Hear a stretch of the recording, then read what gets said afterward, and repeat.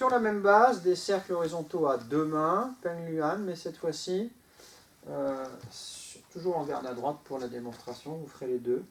Au lieu de venir avec cette main-là qui était libre, au niveau du coude sur une potentialité de Tsai, je vais plutôt venir mettre tout l'avant-bras ici sur une potentialité de Lu.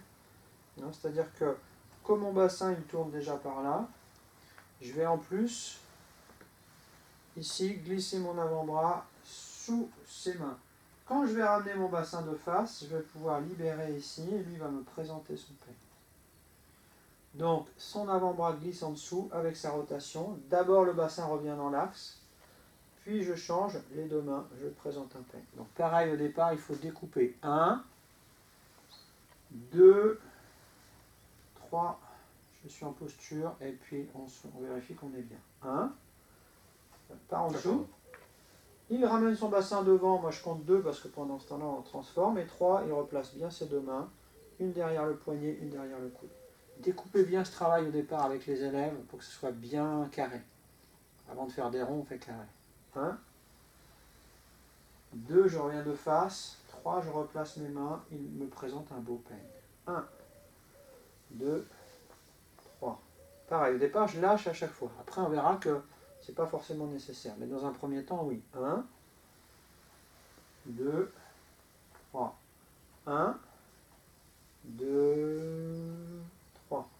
1, 2. Alors vous voyez ici, il y a un défaut qu'on peut voir souvent, c'est de faire le 2 avec le bras. C'est-à-dire utiliser mon épaule et mon bras pour revenir. Absolument pas. Si je me mets face caméra, c'est 1. Et le 2, c'est le coude, il est fléchi, l'épaule est toujours relâchée. Et c'est mon bassin qui revient. Donc 1, 2, c'est pas ça. Je ne fais pas ça du tout. Vous le verrez avec vos élèves. C'est pour ça que c'est 1, 2. Le 2, c'est vraiment la rotation du bassin et le coude relâché. Et 3. Donc, on essaie d'être vigilant avec ça. 1, 2, 3. 1, 2, il ramène le bassin. 3, tout à fait. Voilà, une fois que c'est bien en place, je pourrais relâcher un petit peu moins ici et garder, mais bon. Reviens. Voilà, vas-y. Et puis venir directement ici. C'est-à-dire pas complètement relâcher le bras, tu peux venir directement. Voilà. Là, tout de suite. Tout de suite, voilà. Je peux même garder une forme de contact ici. Je peux même garder, au lieu de glisser là, bien, une forme de contact. Là. Pour être vraiment dans le truchou. Tu vois, tu pourrais garder le contact. Là, je laisse venir, je garde le contact. Donc avec ton bras, là, garde un peu, hop, garde le contact ici. Voilà, viens en dessous. Très bien. Tout à fait. Bon, là, on est déjà dans une phase un petit peu plus avancée. Mais il faut commencer à y penser.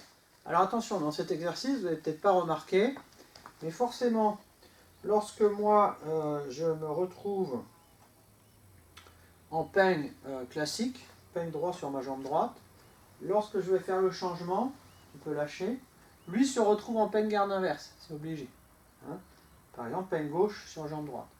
Donc c'est obligatoire, vas-y, tu fais ton exercice. Moi je me retrouve en garde classique, et lui se retrouve en garde inverse. Il faut donc penser après à changer, celui qui démarre en peigne classique.